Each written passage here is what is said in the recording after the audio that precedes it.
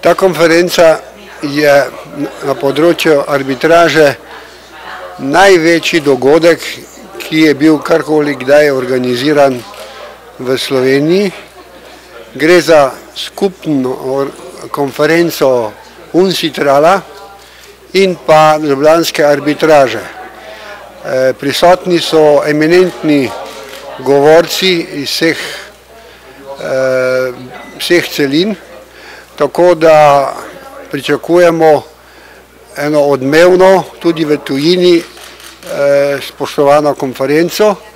Dodal pa bi to, da je jutri še tekmovanje mladih pravnikov, ki je tudi prav tako en zelo lep in dober dogodek.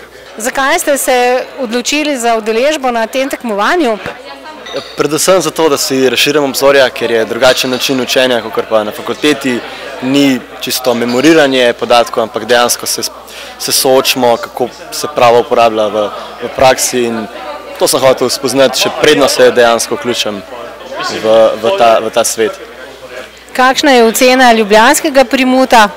Zaenkrat je super. Zaenkrat je zelo redo, imeli smo, zdaj je bil en pleading, še dva prideta na vrsto, tako da meni je zelo všeč. Ni nobenih zapletov, kot se dogaja recimo na drugih primutih. Meni je super. Kaj pričakujete danes ali pa na Dunaju? Ja, danes pričakujemo zmago, na Dunaju pa tudi zmago.